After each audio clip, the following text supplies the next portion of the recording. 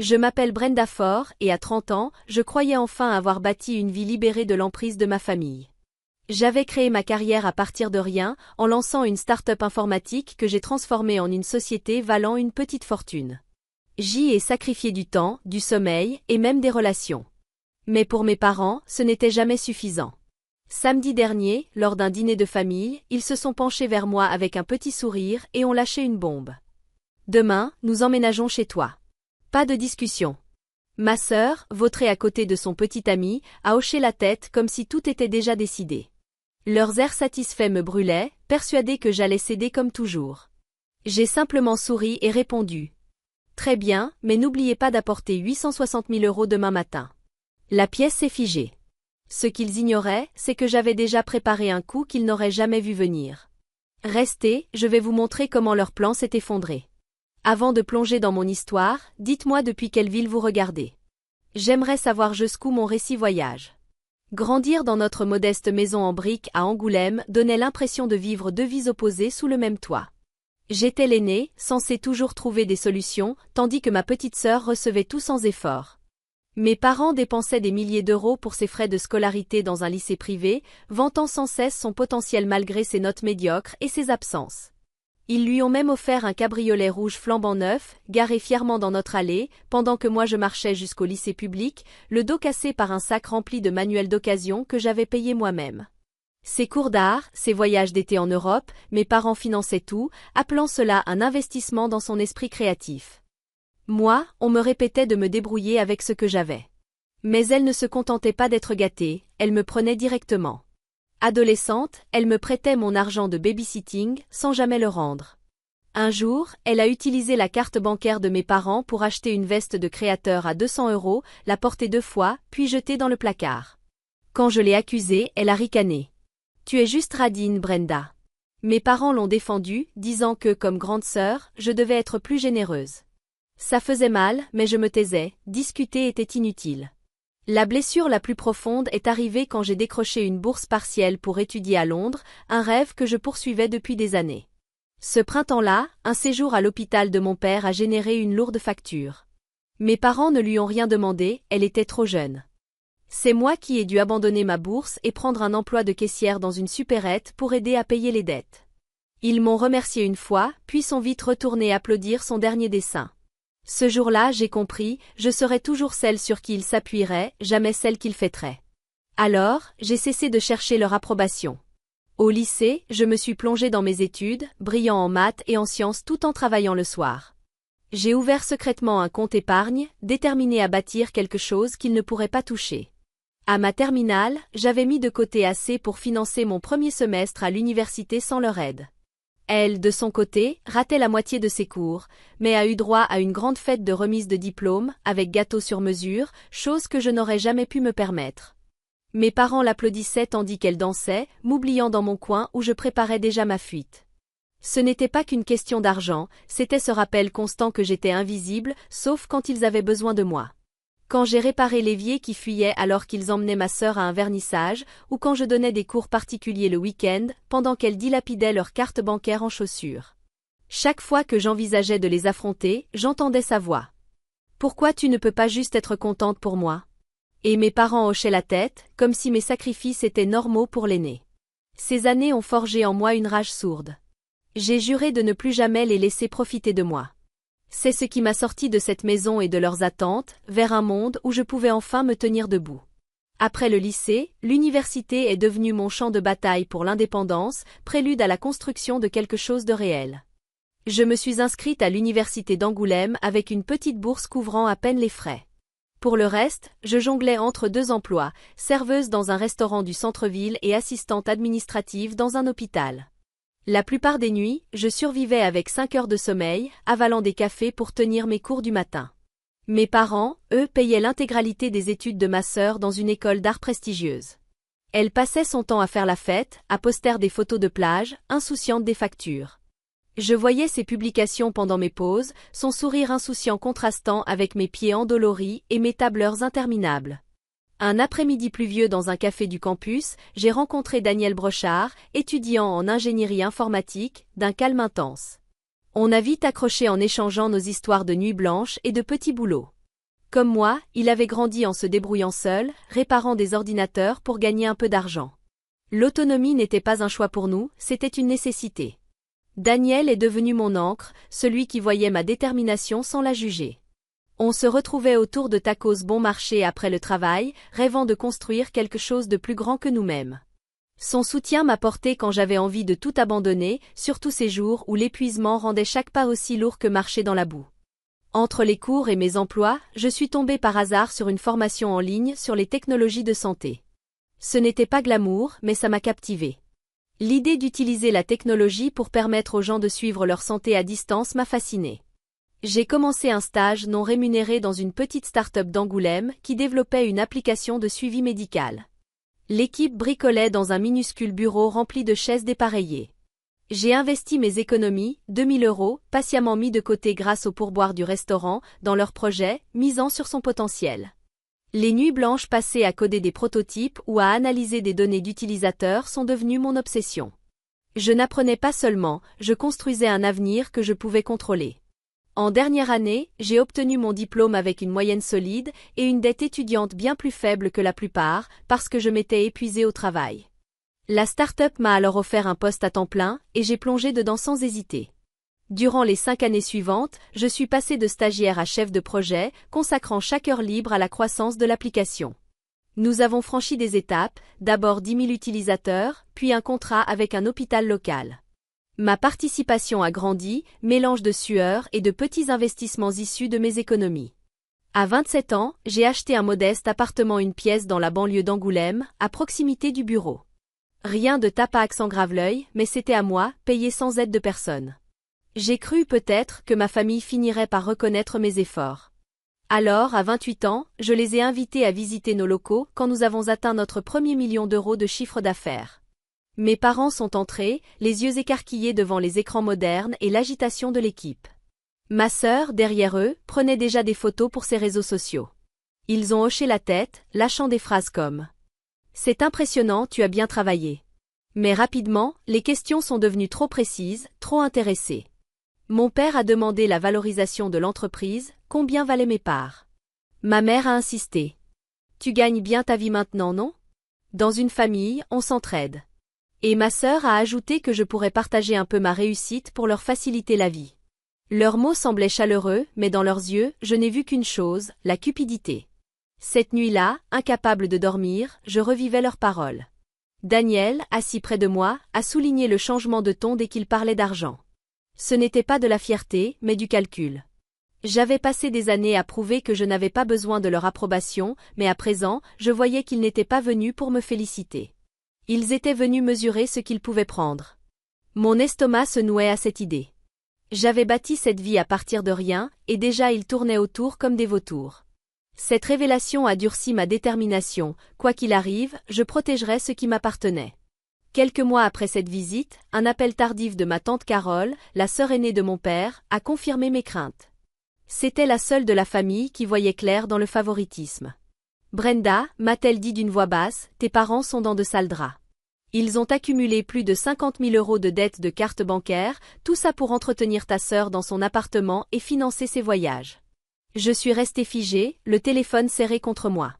Carole a détaillé comment mes parents payaient pour l'appartement de Laurie, un loft en centre-ville, et même pour une semaine à Paris, alors que leurs économies fondaient. Pire encore, elle avait surpris une conversation où ils parlaient de compter sur moi pour les sauver, misant sur mon succès pour réparer leurs erreurs. Le lendemain, j'ai moi-même surpris un échange glaçant. Mon père, dans le salon familial, croyant que je n'étais pas à portée d'oreille, disait « Brenda a ce grand appartement maintenant. On peut emménager, économiser le loyer, et lui demander de contribuer davantage. C'est normal. » Ces mots m'ont frappé comme une gifle. Je suis restée derrière la porte, le cœur battant, les souvenirs remontant, Laurie me volant mon argent de babysitting adolescente, mes parents me demandant d'être compréhensive. Ce n'était pas une question d'espace, ils voyaient ma maison, ma réussite, comme leur filet de sécurité. La trahison m'a brûlé la poitrine plus fort que jamais. Je ne les laisserai pas toucher à ce que j'avais construit. Cette semaine-là, j'ai contacté Patrick Solal, un avocat d'Angoulême recommandé par un collègue. Dans son petit bureau bien rangé, j'ai tout expliqué, la croissance de ma start-up, mes parts, et l'intérêt soudain de ma famille. Patrick, calme et précis, a évalué ma participation à un peu plus d'1 million d'euros. Vous devez protéger cela, m'a-t-il dit en ajustant ses lunettes. J'ai acquiescé. Nous avons mis en place un plan pour transférer mes parts à un fonds d'investissement pour 860 000 euros. Une transaction claire qui mettait mes avoirs hors d'atteinte. J'ai signé les premiers documents en secret, veillant à ce que tout soit finalisé avant que ma famille ne puisse intervenir. Chaque étape était comme une armure protégeant ce que j'avais gagné. Je n'en ai parlé à personne, même pas à Daniel au début. Mais un soir, autour d'un plat à emporter dans mon appartement, j'ai craqué. Ils ne sont pas fiers de moi, ai-je avoué, la voix tremblante. Ils veulent juste ce que j'ai. Daniel m'a écouté, sa main posée avec assurance sur la mienne, et m'a rappelé que je n'étais pas seule. Il avait déjà vu l'attitude méprisante de mes parents, comme le jour où ils avaient manqué ma remise de diplôme pour emmener Laurie faire du shopping. Tu vas y arriver, a-t-il dit. Tu as toujours été plus forte qu'ils ne veulent l'admettre. Ces mots m'ont ancré, m'empêchant de sombrer dans le doute. Pour me préparer à la tempête qui s'annonçait, je me suis rapprochée de Chantal Elie, une collègue brillante au franc-parler, devenue une amie proche et partenaire potentiel. Devant un café, je lui ai confié mes peurs quant aux intentions de ma famille. Chantal, qui avait vécu ses propres drames familiaux, n'a pas cherché à édulcorer la vérité. Ils insisteront encore plus quand ils verront que tu ne cèdes pas, m'avait prévenu Chantal. Nous avons passé des heures à réfléchir à des stratégies pour garder ma start-up sur les rails, même si ma famille tentait de la saboter. Sa confiance dans notre prochain projet, une nouvelle fonctionnalité de l'application de santé, m'a redonné de la concentration. Avec le soutien de Daniel et l'esprit stratégique de Chantal, je me suis préparée à l'affrontement que je savais inévitable. Ma famille croyait pouvoir me piétiner. J'étais prête à tracer une limite qu'ils ne franchiraient pas. Ce samedi soir-là, au bistrot italien Magnolia, en plein centre d'Angoulême, l'air était lourd de tensions non dites.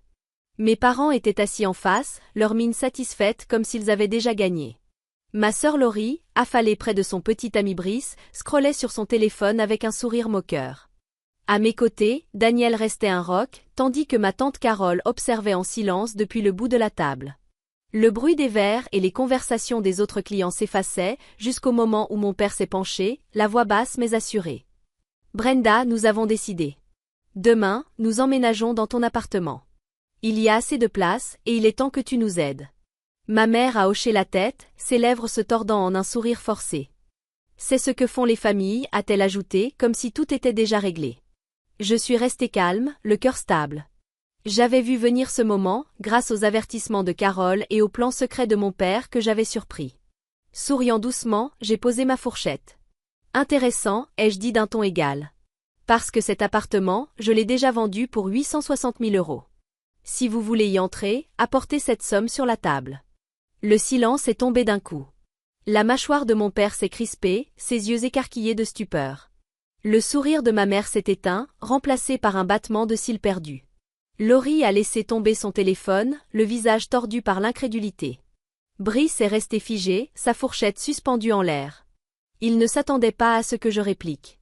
Encore moins à ce que je les devance. Laurie s'est reprise la première, sa voix acérée. Tu es tellement égoïste, Brenda. Toujours à tout garder pour toi. Brice a renchéri, moqueur. Quoi? Tu crois que tu vaux mieux que nous? Tu as toujours été jalouse de Laurie. Leurs accusations piquaient, mais j'en avais entendu de pire en grandissant. Mon père s'est penché davantage, sa voix glaciale. Tu tournes le dos à ta famille. Je ferai en sorte que tout Angoulême sache quel genre de fille tu es. Sa menace m'a frappé comme un coup, visant à me culpabiliser. Ma mère, fidèle à elle-même, a laissé couler des larmes bien calculées. Après tout ce qu'on a fait pour toi, a-t-elle murmuré. Tant de sacrifices quand tu étais petite. Mais ces mots sonnaient creux. Tu veux dire mes sacrifices? Ai-je répliqué d'une voix ferme. Comme renoncer à mes rêves pour payer vos dettes? Je ne serai plus jamais votre filet de secours. Ces phrases ont jailli comme une libération. Des années de rancune enfin lâchées. Sous la table, la main de Daniel a trouvé la mienne, sa chaleur m'encourageant à tenir bon. De l'autre côté, Carole m'a adressé un discret hochement de tête, ses yeux brillants de fierté. Leur soutien m'a ancré alors que les visages de ma famille se déformaient, colère, choc, désespoir. Laurie a lâché un soupir méprisant. Ingrate. Ma mère s'essuyait les yeux, toujours en victime. Mon père me fusillait du regard, promesse de représailles. Mais je n'ai pas scié. Il croyait pouvoir me forcer à céder ma maison, ma vie. J'avais déjà verrouillé mes biens. Ni la culpabilité ni les menaces ne changeraient cela. Les retombées de ce dîner ont frappé comme un orage d'été, soudain, violent, inondant tout. Dès le lundi, Laurie avait envahi Facebook et Instagram, me décrivant comme un monstre sans cœur. Brenda est trop avare pour aider sa propre famille, écrivait-elle sous une photo d'elle, les yeux rougis. Les commentaires de ses amis d'Angoulême affluaient. Comment peux-tu les abandonner? La famille passe avant tout. Chaque notification était un coup de poignard. Je voyais d'anciennes connaissances me supprimer de leurs contacts, séduites par son récit mensonger. J'avais envie de répliquer, de tout révéler, les années à porter leur fardeau. Mais je me suis retenue. Réagir n'aurait fait qu'alimenter son récit. Les choses ont dégénéré une semaine plus tard. Mes parents ont fait irruption dans les bureaux de ma start-up, sans prévenir. J'étais en train de présenter une nouvelle fonctionnalité à Rebecca Klein, ma supérieure, quand leurs voix ont éclaté dans l'open space. « Où est Brenda ?» a hurlé mon père, le visage rouge. « Nous avons droit à notre part. » Ma mère suivait, gesticulant, accusant. « Elle nous a volé notre chance d'avoir une meilleure vie. » Les yeux de Rebecca se sont écarquillés, mes collègues s'arrêtant net, figés devant leurs écrans. Le cœur battant, je me suis avancée. Ce n'est pas le lieu, ai-je dit d'un ton bas mais ferme. Ils n'ont pas bougé, exigeant que je fasse ce qui est juste pour la famille. J'ai dû appeler la sécurité. 2 agents les ont escortés dehors, ma mère criant par-dessus son épaule. « Tu le regretteras, Brenda. » L'humiliation brûlait, mais je suis restée droite, refusant de les laisser saboter mon travail. De retour à mon appartement, j'ai revu les papiers avec Maître Solal, l'avocat qui avait géré le transfert de mes parts. Il a confirmé que la transaction de 860 000 € était solide. Ils n'ont aucun recours, a-t-il assuré en feuilletant les documents. Un soupir de soulagement m'a échappé, mêlé à l'épuisement. Plus tard, Carole m'a appelé, la voix lourde. J'ai appris que tes parents ont pris une 2e hypothèque sur leur maison pour financer encore les caprices de Laurie. Du nouveau mobilier, un autre voyage. Ils coulent à pic, Brenda. Et ils t'en tiennent pour responsable. J'ai secoué la tête, le poids de leur choix s'abattant sur moi. Ils avaient créé leur propre chaos, et je n'allais plus jamais le nettoyer. Cette semaine-là, j'ai pris une décision, j'ai bloqué le numéro de mes parents, et celui de Laurie aussi. Plus d'appels. Plus de messages. C'était comme couper une corde qui m'étranglait depuis des années. Je me suis tournée vers Chantal Dubois, ma collègue et amie, prête à lancer notre prochain projet, une mise à jour de notre application de santé, pleine de potentiel. Nous avons passé des soirées entières chez elle à griffonner des plans, ses idées affûtées me tirant vers l'avant. « Tu es libre maintenant » m'a-t-elle dit un soir en me tendant un café. « Ne les laisse pas te ramener en arrière. » Ces mots ont fait leur chemin, et pour la première fois depuis des semaines, je me suis sentie légère. La tempête faisait encore rage, mais je commençais à tracer ma route, entourée de gens qui m'aimaient pour ce que j'étais, pas pour ce que je pouvais leur donner. 6 mois plus tard, Daniel et moi déballions nos cartons dans notre nouveau logement, aux abords d'Angoulême. Le poids du passé s'était enfin dissipé. Nous nous étions mariés lors d'une petite cérémonie dans un parc local. Juste nous, quelques amis proches, et Carole rayonnant au premier rang. Pas de réception fastueuse, pas de drame. Juste une promesse simple, construire une vie fondée sur le respect et l'indépendance. Notre nouveau foyer, un 2 pièces chaleureux avec de la place pour un futur enfant, ressemblait à un vrai départ. Nous passions nos soirées à arranger les meubles, à rire devant des plats à emporter, à planifier une vie à nous seuls, libérés des attentes qui m'avaient jadis enchaînée.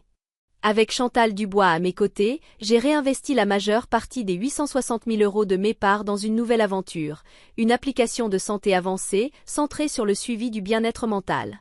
Son sens aigu de la stratégie et mes compétences en programmation s'emboîtaient parfaitement.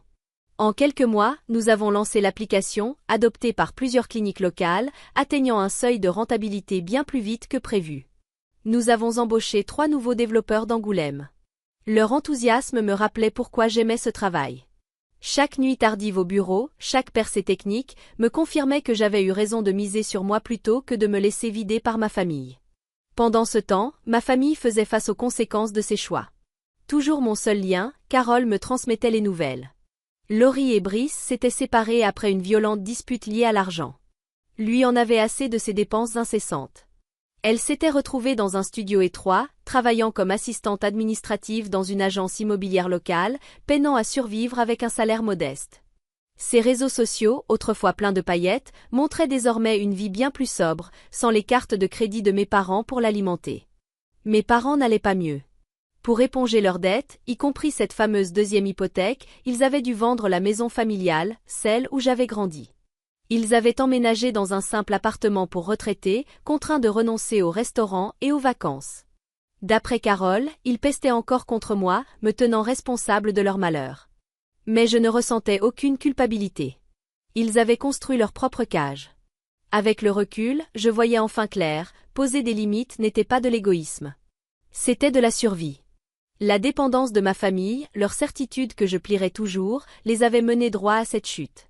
J'avais passé des années à porter leur poids, de mes sacrifices d'adolescente aux factures d'hôpital que je réglais pour eux. Mais c'était fini. Les couper m'avaient libérée pour bâtir une vie entourée de personnes qui m'appréciaient pour mes efforts. Daniel, avec son soutien solide. Chantal, avec son partenariat sans faille. Carole, avec sa force discrète. Assise dans notre nouveau foyer, observant Daniel accrocher une photo de notre mariage, j'ai senti une paix que je n'avais jamais connue. Les cicatrices de leur trahison demeuraient, mais elles ne me définissaient plus. J'avais choisi la liberté. Et elle valait chaque pas.